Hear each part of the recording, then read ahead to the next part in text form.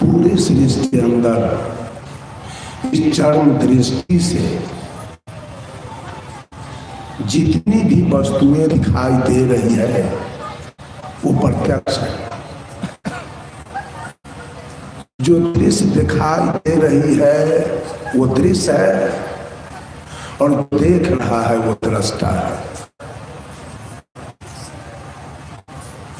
यही धरती है और यही आसमान है, यही सूर्य चंद्रमा और तारा है।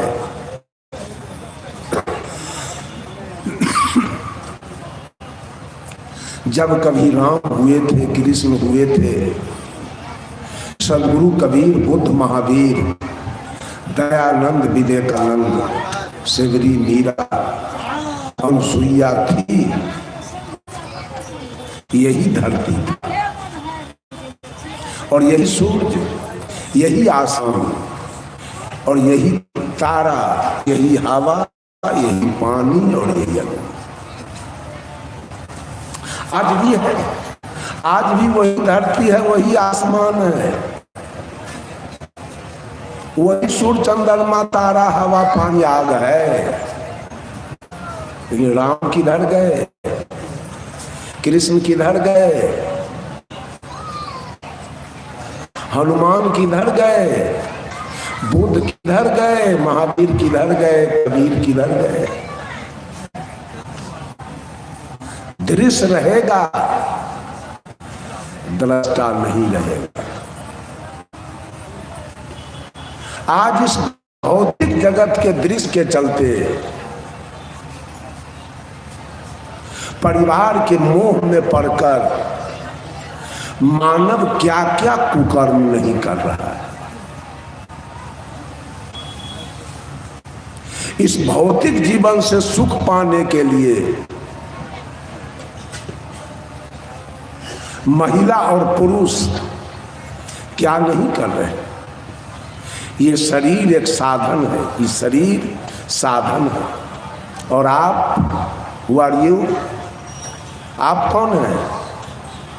सदगुरु कबीर कहते हैं, कौन तुम्हारी जाति है, क्या है तुम्हारा नाम, कौन तुम्हारा इष्ट है, कहाँ तुम्हारा ग्राम।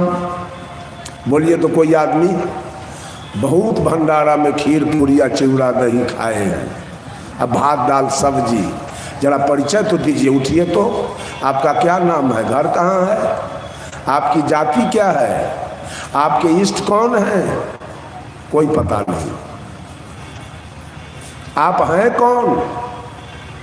Who are you?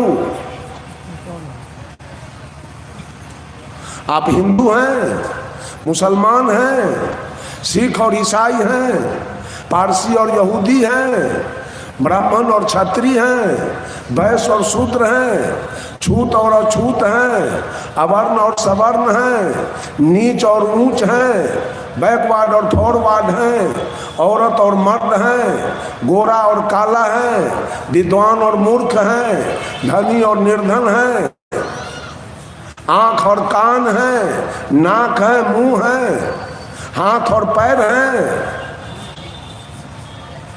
भगवान राम जब बाली को मारे थे तो बाली की पत्नी थी तारा। तारा अपने मरे हुए दूल्हा को गोद में लेके विलाप कर रही थी, रो रही थी। तो भगवान राम ने तारा से पूछा, तारा बिकल देख रघुराया, दिन्ही ज्ञान हर लिन्ही माया। प्रभु मैं पति के वियोग में। तो भगवान राम ने तारा से कहा, चित जल पावक गगन समीरा, पंच रचित अधम शरीर, घट शोधन आगे सोया, जीवन नित्य तुम काहे के रोया।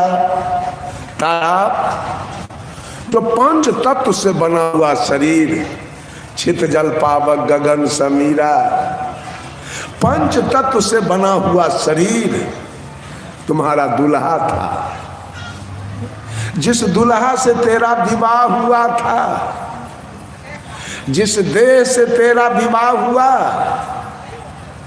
जिस देह से तुमने सुख लिया, वो देह, वो दुल्हा आज भी तुम्हारे गोद में पड़ा हुआ है, फिर तुम रोती क्यों? तो तारा कहती है प्रभु दुल्हा तो मेरे गोद में है, लेकिन एक शब्द बोलता नहीं। तो भगवान राम तारा से कहते हैं तारा ये अगम है, अगोचर है, अजाति है, अजन्मा है और अनामी है। ये बोलवा तेरा दुल्हा नहीं था। दुल्हा होता है देह और दुल्हन होती है देह। नाना होता है देह और नानी होती है देह। दादा होता है देह और दादी,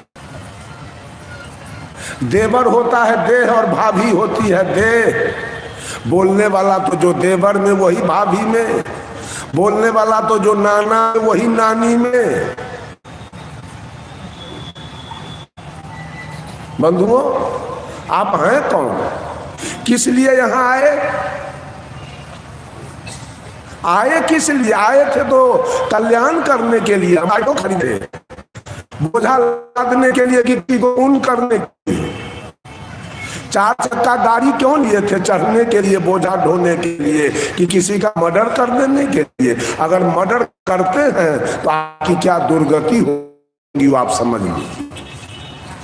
ठीक उसी प्रकार से का नगर रहा 9 कोस, अब बीच ही में डेरा पड़ा तो कहूँ उनके दोष।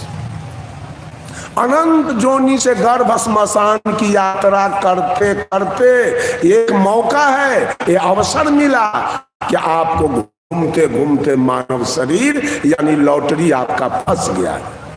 और जब लॉटरी फंस गया तो दर्जन के दर्जन केवल बच्चा पैदा करने में लगे हुए हैं, नहीं धन के फेर में पड़े हुए हैं। खूब महिला से खूब काली दुर्गा सरस्वती के पूजा करके कोई बेटा मांगती है, कोई नाती मांगती है, कोई पोता, कोई जमीन, कोई मकान, जितिया, तीज, करवा चौथ, क्या होगा पता नहीं।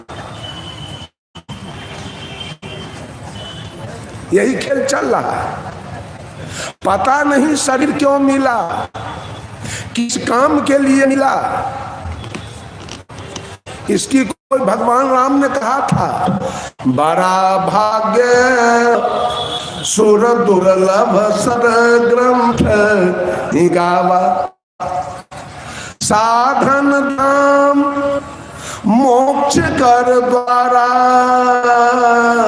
पाइन जहीं पर लोक सम्हारा, सो परत्र दुख पावहीं, सिर धुनी धुनी पछतावहीं, काल ही कर्म ही ईश्वर ही, यही तन कर फल विषय न भाई, स्वर्ग अल्प अंत दुखदाई, नरतन पाए विषय मन देही, अपलट सुधाते सठ बीसलेही, ताही कबहु भल कहे न कोई, गुंजा घर से परस मनि खोई।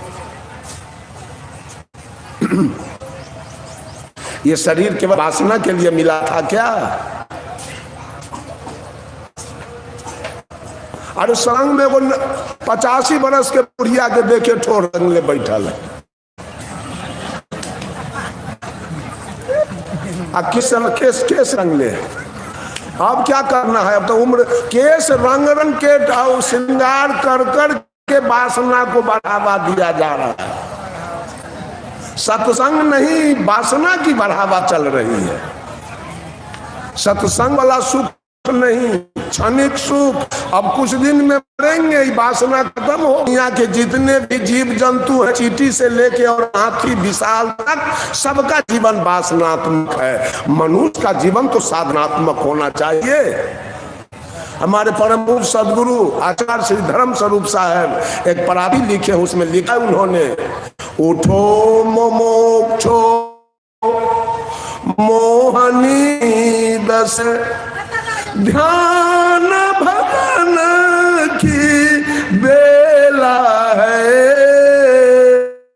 आत्मबोध बिनु जन्म जन्म से, आत्मबोध बिनु जन्म जन्म से, मन इंद्रिय संग खेला है, उठो मोक्षो।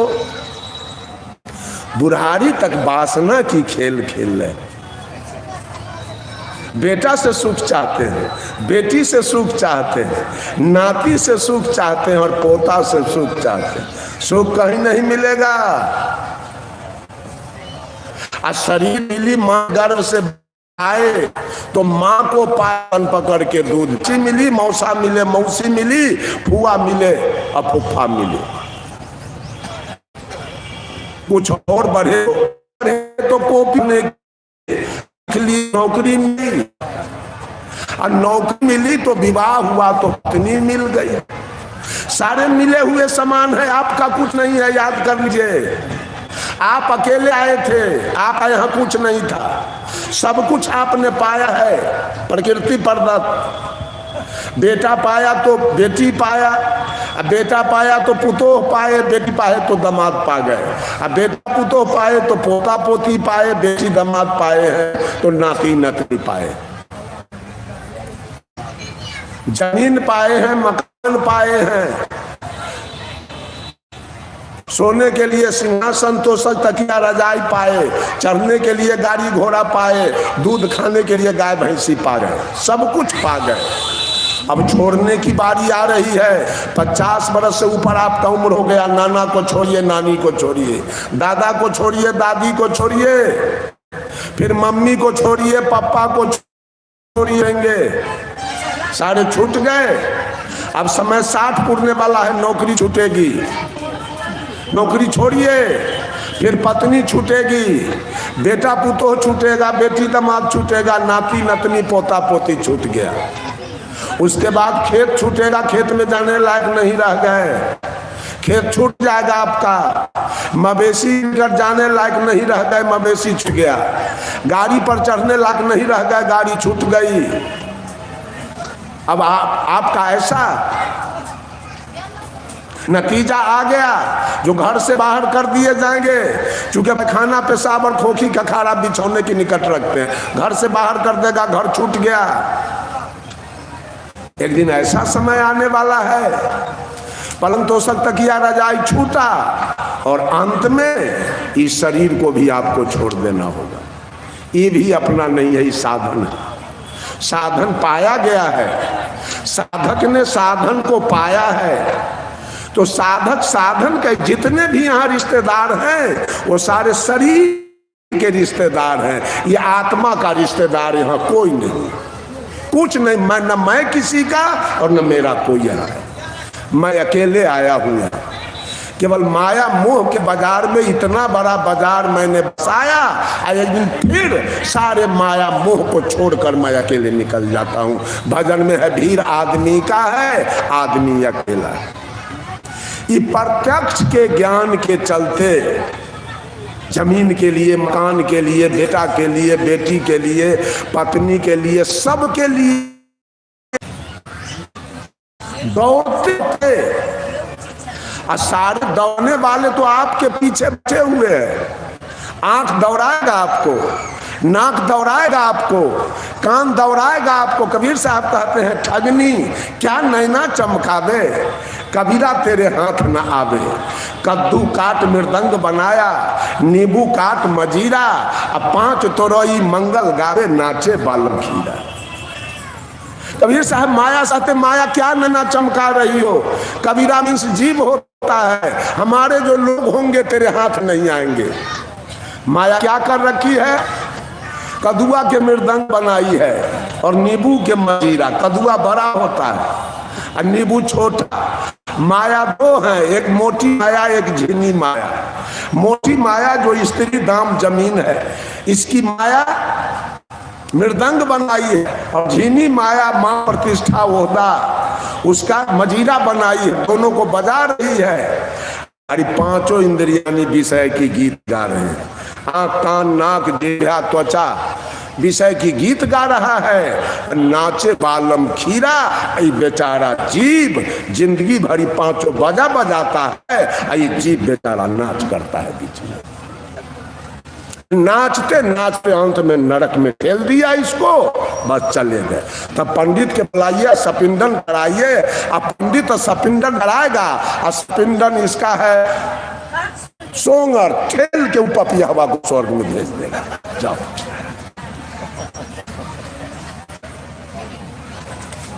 बंधुओं, क्या सब करते हैं धन दौलत के लिए? ये बेटा बेटी के लिए कौन कौन देवी दुर्गा के पूजा करते हैं? जिस देवी दुर्गा का पूजा करते हैं धन दौलत के लिए, उसका हाल मालूम है? उसकी क्या अपनी दुर्गति हुई है सो पता है? अगर मिल जाए किसी देवी देवता के पूजा करने से, तो आज तक जो हमारा ऋषिदेव भाई है, पासवान है, राम है, मल्लिक है, बैठा है, चौधरी है, ये सब भगवान का पूजा नहीं किया क्या? कि भगवान का नजर इनके ऊपर नहीं गिरा? भगवान के देह पर एकरा चलते बजर गिरल है कि भगवान के देह पर बजर गिर गया इन शहर के चलते? आज तक झोपड़ी में दिन काट रहा है। भगवान भुइयारे के चलते, राजपूत के चलते, आयत के चलते या ब्राह्मण के चलते भगवान अवतार लिया है, और गरीबा के लिए नहीं लिया है। हमको जल जाओ, खत्म हो, हम जान नहीं छोड़ते हुए भगवान। ये प्रत्यक्ष दुनिया के चलते पूरा जीवन। मैं नहीं कहता हूं कि पत्नी को छोड़ दीजिए, मैं नहीं कहता हूं बेटा को छोड़ दीजिए, मैं नहीं कहता हूं जमीन छोड़ दीजिए, मकान छोड़ दीजिए, गाड़ी घोड़ा फेंक दीजिए, ऐसा नहीं। सब कुछ रखिए, लेकिन गुरु कबीर क्या कहते हैं? कमल पत्र होते संतना, बस नगर के मान, बालक के रे धाय जो आपन जानत नाई। इसी गड्ढा में 5 हाथ पानी है, और उसमें कमल का फूल खिला हुआ है, और रात्रि में इतनी बारिश हुई कि गड्ढा में 20 हाथ पानी भर गया। अब तो कमल का फूल उग जाएगा। 4 हाथ पानी में खिला था, और रात्रि में बारिश से 20 हाथ पानी भर गया, तो कमल का फूल उगेगा ना जी? नहीं। प्रमाण है कि रात भर में अगर कमल का डंडा 20 हाथ बढ़ा, ये पानी 20 हाथ बढ़ा, तो कमल का डंडा रात भर में 20.5 हाथ बढ़ेगा। पानी से 1 बीता के ऊपर रहेगा। सदगुरु कबीर कहते हैं ऐसे रहो दुनिया के अंदर, जितना धन बढ़ते जाए उससे ऊपर रहना। धन के अहंकार नसीहत दिए कबीर साहब, बालक के रे धाय जो आपन जानत नाई। पहले के जमाने में हम लोगों का जन्म हुआ था घर में। आज औरत को उतना शक्ति कहाँ है कि घर में बच्चा देगी, उसके लिए हॉस्पिटल का जरूरी है। पहले के औरत चक्कम होता था, ताकत था, वो बच्चा घर में देती थी, लेकिन आज हॉस्पिटल जाना पड़ रहा है। औरतों को पानी चढ़ाने की नौबत शक्ति के लिए आ रहा है। जब डगरी लगाना, काजल लगाना, उसको अगर बच्चा रो रहा है तो गोदी में लेके चुप करना, बहुत डगरीन तो यहाँ तक करती। सारा से करने के बाद करके डगरीन चली गई अपने घर, और घर जाने के बाद किसी कारण से वो बच्चा मर गया, तो रोएगा कौन? अब डगरीन रोएगी कि क्या? के मम्मी रोएगी ना, डगरीन तो नहीं रोएगी। सदगुरु कबीर कहते हैं डगरीन के जैसा विचार बनाओ, सेवा सब करो बच्चा के, लेकिन डगरीन अपने अंतर आत्मा से उस बच्चा को अपना बेटा नहीं मानी है, इसलिए उसके आंख से एक बूंदा आंसू नहीं जाएगा। ये साहब कबीर कहते हैं वैसे बाल बच्चा को पालो, खिलाओ पिलाओ पहनाओ ओढ़ाओ, स्कूल भेजो, सब करो, लेकिन अंतर आत्मा में हमेशा रखना कि मेरा बेटा ही नहीं, मैं अकेला हूं, मैं इस धरती पर अकेला हूं, मेरा यहां कोई नहीं है। ये भाव